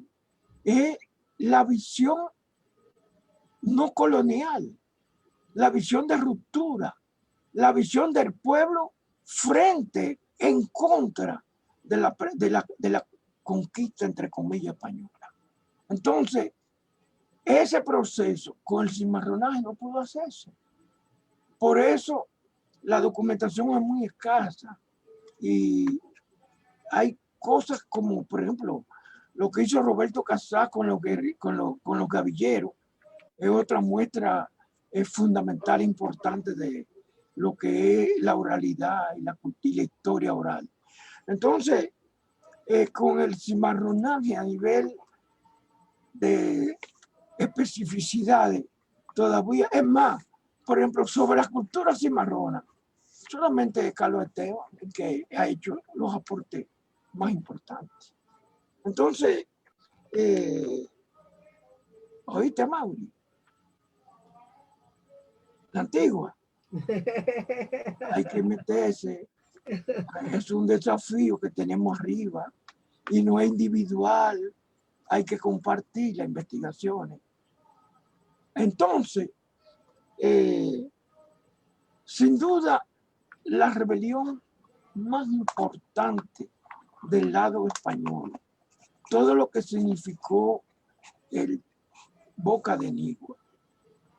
Boca de Nigua significó todo un proceso que quedó como herencia, como impacto mejor de esa revolución haitiana. Y quedó como proceso de toda esa dimensión a nivel mundial de los derechos humanos a nivel francés. Entonces, eso no fue ocasional, ni fue pasional, ni Ana María tuvo que ver, ni la otra. No. Había también una visión, una dimensión política de ruptura, de lucha, de liberación, de libertad. Entonces, la lucha contra el olvido tiene que ir dirigida hacia lo que significa esa conmemoración, la conmemoración de Boca de Nigua. Hoy esa comunidad tiene que ser el centro, tiene que haber un proceso de integración. Pero señores, por Dios, Boca de Nigua, Dios Caballero, todo lo que significa esa dimensión, señores, y los profesores de las escuelas a nivel nacional de este país, ¿cómo que no se ha integrado a educación obligatoria la visita a esos lugares? Óiganme, tú tienes toda la experiencia de las tres experiencias que hicimos con Boca de Nigua y Diego Caballero, los testimonios de la gente, de algo que no se conoce, de lo que es la pedagogía. Entonces, mañana es un día que no debía haber ni siquiera trabajo.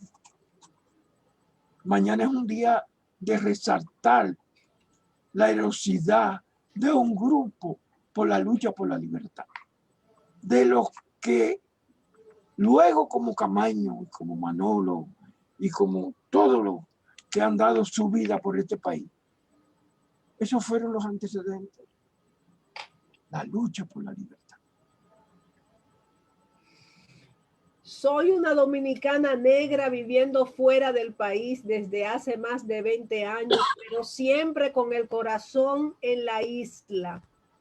Muchas gracias por la actividad porque me da esperanza y valorizo todos los esfuerzos que grupos de intelectuales como ustedes, como usted, Dagoberto Tejeda, nos continúen alimentando nuestra identidad afro.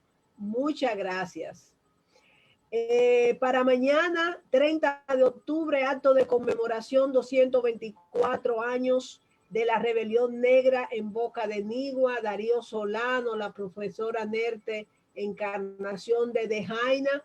Ella debería dejar por escrito cómo seguir esa gran conmemoración que se va a hacer mañana en la ruina de Boca de Nigua a las 10 de la mañana. Hay un gran festival, una gran conmemoración y será en vivo por las redes sociales. Yo les sugiero que busquen a Darío Solano, que ahí ustedes van a encontrar esa gran conmemoración. De parte nuestra, Dago, mañana pensamos aquel documento que redactamos y que cada año hemos estado revisando.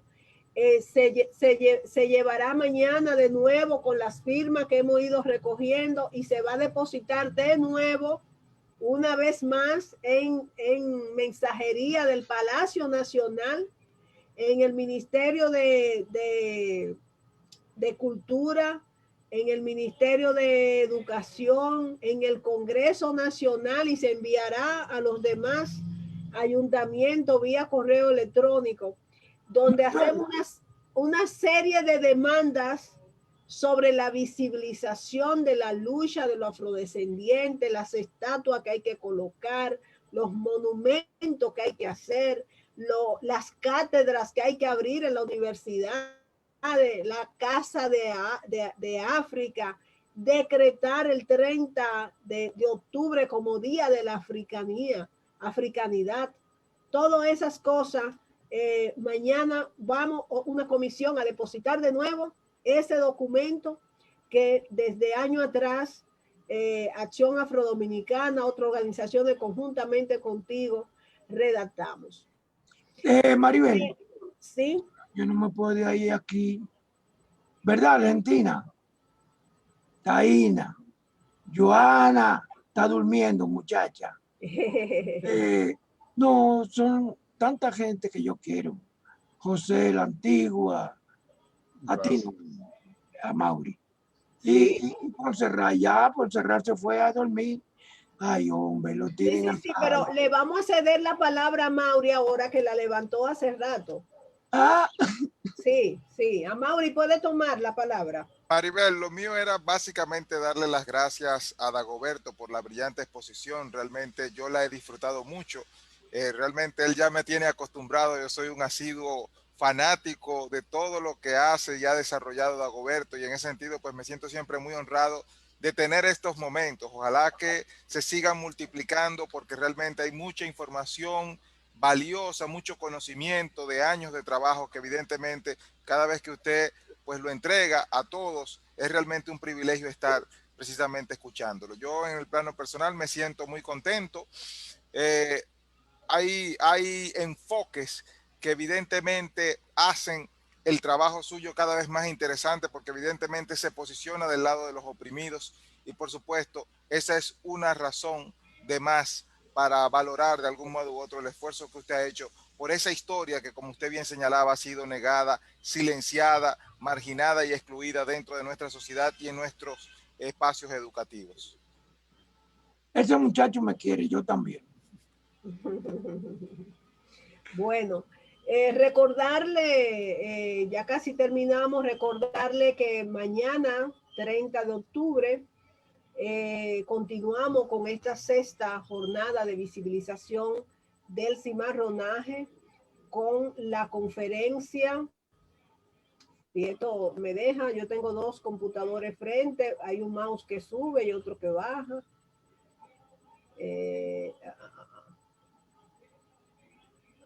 Pero se me borró esto. Maribel, es negritud, memoria y patrimonio. Señores, ustedes han visto, Esta conferencia Negritud, Memoria y Patrimonio Histórico en República Dominicana con el doctor en Historia Amaury Pérez. Eso es mañana a las 6, lo mismo. Entrar aquí con un Zoom, vía Zoom, y desde las redes de Acción Afrodominicana, Reconocido, Junta de Prieta, Guavancé, Viento y Agua, Mujeres Sociopolíticas, Mamá Tingó.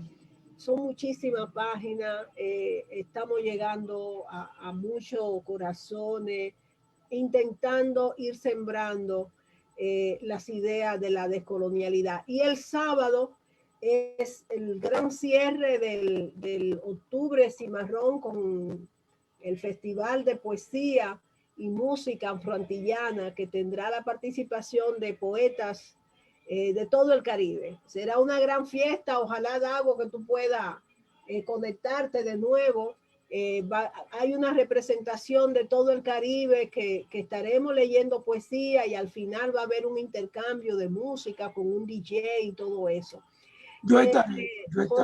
José la Antigua, ¿tú querías decir algo? Bueno, prácticamente era una pregunta dentro del proceso, pero ya al final... No, puede hacerla, por favor, hágala. Sí. Cuando Dagoberto hablaba del cimarronaje, a mí me surgía la interrogante, ¿cuándo termina el cimarronaje?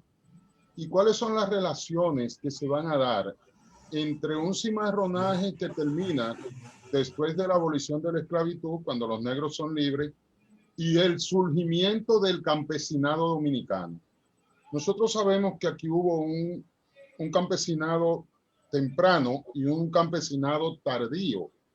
¿Cuáles fueron las relaciones que se dieron entre los antiguos esclavos o los antiguos cimarrones, perdón, los cimarrones que estuvieron en las montañas, en el corazón de la sierra, y esa articulación con el campesino? Sabemos que muchos esclavos y libertos forman parte de ese campesinado ya siglo XIX.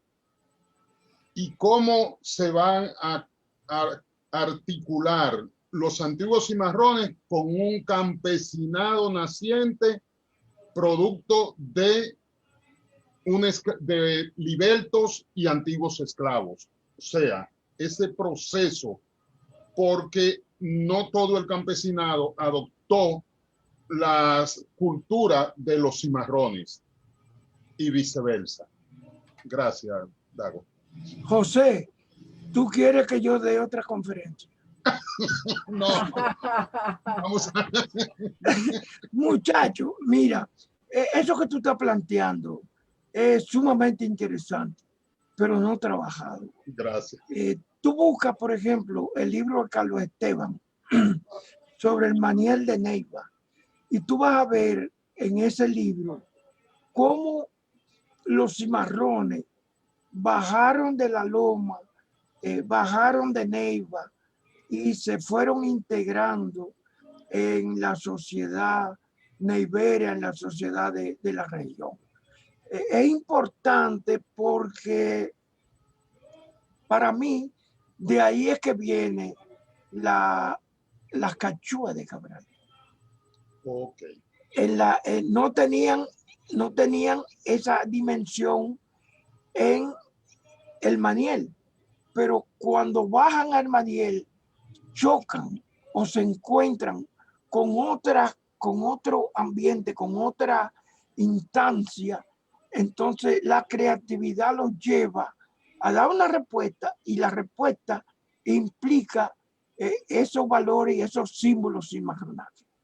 Cuando yo te digo, por ejemplo, el libro mío de la Sarandunga, en el libro mío de la Sarandunga, yo planteo de que justamente la Sarandunga, hoy, en ese campo de Baní, en la vereda, es realmente la herencia de esos negros cimarrones que tenían el pasaje hacia el Baúl. Son las dos expresiones que para mí he encontrado con más coherencia.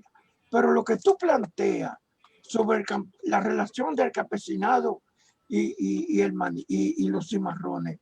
Es muy interesante porque muchos de los cimarrones se metieron a campesinos. Claro, claro. Y fueron campesinos. Pero además eran campesinos buenos, porque en los manieles para sobrevivir tenían que hacer maravillas, porque en los manieles no había supermercado. En los manieles había que producir la comida, había que producir la alimentación. Y a veces había manieles con mucha gente.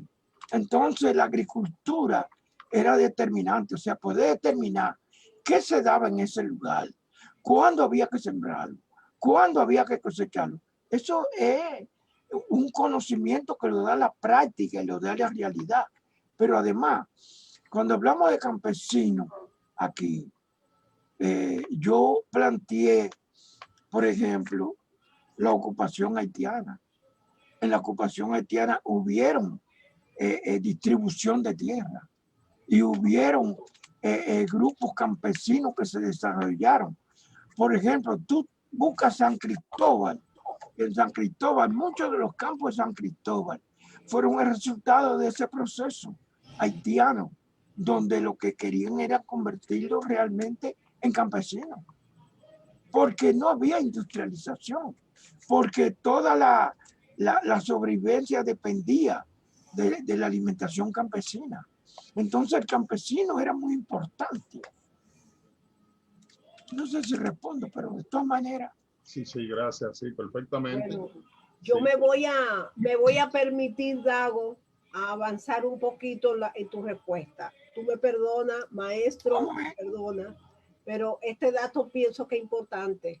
A raíz de la abolición de la esclavitud el 9 de febrero del 1822, que comienza la repartición de tierra a cada negro, a cada africano que fue liberado, legalmente se le constituyó y se le dio un pedazo de tierra de buen tamaño para que no estuviera en las calles deambulando sin tener de qué trabajar. Se le entregó un pedazo de tierra y muchos historiadores e historiadoras hablan de que ahí surge el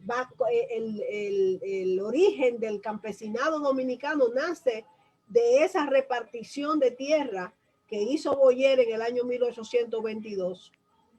José habla de un campesinado intensivo. Es ahí. El Archivo General de la Nación hizo una publicación sobre el Código Rural durante la ocupación haitiana. Y eso es sumamente importante y es fundamental. Entonces, eso que tú estás planteando es así. Es así. Y José, mira, José lo tiene a mano. Sí. Ese libro que tiene José en la mano, eso que tú estás planteando, está claramente definido. Pero acuérdense, señores, una cosa son las declaraciones oficiales y otra cosa es los hechos reales. Son dos cosas que un historiador no puede dejar desapercibido ese proceso. La realidad de cómo se ejecutan las declaraciones oficiales, porque las declaraciones oficiales son importantes, son una guía, pero es importante saber cómo se cumplieron y cómo se hicieron. Una cosa es conquistar y otra cosa es con violencia. Déjame aportar algo. Maribel, en nuestro país hubo dos aboliciones de la esclavitud. Una en 1801 con Toussaint Louverture, en el cual él declara la abolición de los negros, pero no la libertad. Se mantiene no la libertad social pero no económica. Se mantiene un régimen de plantación. Los antiguos esclavos se ven frente a las propiedades de sus amos, de lo que eran sus amos, y muriendo de hambre, y tienen que comer, que trabajar por comida, porque los más indefensos, los niños y los ancianos, no tenían que comer.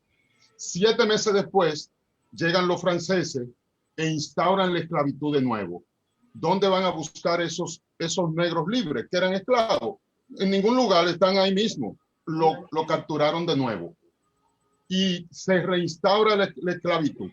¿Qué ocurre? En 1822, cuando Jean-Pierre Boyer proclama la abolición de la esclavitud y se le quiere repartir tierra, tal como tú señalaste, los negros no se quedan. Y por eso hay que tomar un conjunto de medidas que están acá en el libro, en el código, y otras cosas más, como fue dividir el territorio, prohibir el desplazamiento de un punto a otro, porque dicen los historiadores que se podían ver grandes cantidades de hombres jóvenes entre 13 y 30 años deambulando en las calles de las principales ciudades, pero ellos no no aceptaron trabajar las tierras, y lo que hicieron fue que se desplazaron a lugares lejanos. Por eso se prohíbe la migración dentro del territorio, por temor a que ocurriese una segunda captura, o sea, que lo capturaran de nuevo y lo introdujesen otra vez como esclavo. Entonces se iban a lugares muy apartados, muy lejanos, y entonces el conjunto de medidas, un gobierno militar de 22 años con un comandante militar, se prohíbe la migración interna, se prohíbe el desplazamiento, e incluso en el mismo código era obligatorio, y se hizo lo siguiente: se distribuyó. La cosecha era repartida, 1% para el Estado, 1% para el dueño de la plantación, que era el antiguo amo, y 1% para el que trabajase la tierra, que ya no es esclavo, pero es el que la trabaja. Por eso, en la segunda abolición, ellos no se quedan, se van a lugares muy apartados. Y es posible, por eso yo hacía la pregunta. Está el tema de que siempre hubo la duda con el acecho de Francia, siempre hubo la duda, el temor de que la esclavitud volviera a ser instaurada. Bueno, señores, gracias, la Antigua. Gracias, y discúlpeme la extensión. Sí, es un tema para otra conferencia. Indudablemente que si tú quieres podemos hacerla un día de esto. Sí, podemos claro, la hacemos. Aprovechar esto que estamos trancados. Tengo tu correo, a Mauri y yo trabajamos juntos. Yo soy del área de historia de la Universidad Autónoma, profesor de Historia de América, profesor de Historia Dominicana, y a Mauri y yo tenemos contacto. Para mí sería un placer que trabajáramos ese tema. Lo vamos a planificar. Estoy a la disposición y a la orden. Sí. Dago, querido, muchísimas gracias. No sé si tú quieres decir algo más. Podemos... sí, cómo no. Oye, ustedes han visto, señores, el vestido que tiene Maribel.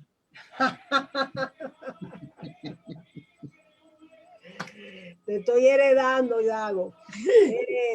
Darte muchísimas las gracias. Aquella mañana de hace 8 o 9 años atrás que llegué a tu oficina en la universidad diciéndote que era tan importante para la dignidad del pueblo dominicano hoy conocer que el esclavizado nunca, que el africano nunca aceptó ser no libre, que siempre luchó contra la esclavitud, que siempre luchó contra la libertad, que en este país hubo más de 100 años de cimarronaje, que el gran maniel de Bauruco nunca fue impenetrable, nunca pudo el colonialista penetrar y vencerlo. Y aquella mañana te decía, Dago, es importante que comencemos a hablar de esta cosa, porque creo que es importante que el dominicano se reconozca en esa dignidad de los cimarrones y cimarronas. Y tú dijiste sí. Y me siento tan feliz de que siga tan coherente. Si hay algo que yo muchas cosas te venero, pero eso de tu coherencia que se nota en tu vivir, en tu filosofía de vida, en esa muestra de que tú no das del valor y el reconocimiento del hombre y de la mujer africana, para mí es sumamente importante. Muchísimas gracias, Dago. Mañana seguimos, señores, con el profesor. Mañana, Mauri, te voy a oír, voy a estar ahí. Sí, a Mauri Pérez, Negritud, Memoria y Patrimonio Histórico en República Dominicana. A las 6 de la tarde en nuestra cita. Y denle seguimiento al homenaje que tiene Darío Solano desde la ruina de Migua en la mañana. Es sumamente importante. Darío tiene muchísimos años trabajando este tema y tiene Un cimarrón. Es un cimarrón y tiene mucha información que darnos y también ha sido coherente en esa persistencia. Yo le digo, Darío, tú eres un ícono. De ti hemos aprendido todos y todas. Por eso lo cuido y lo protejo tanto. Le digo tanto. Mañana vamos a ese encuentro, busquémoslo por las redes, en Acción Afrodominicana lo buscaremos y los compartiremos. Y nos vemos mañana a las 6. Es difícil dejar a Dago, pero tenemos que dejarlo. Gracias.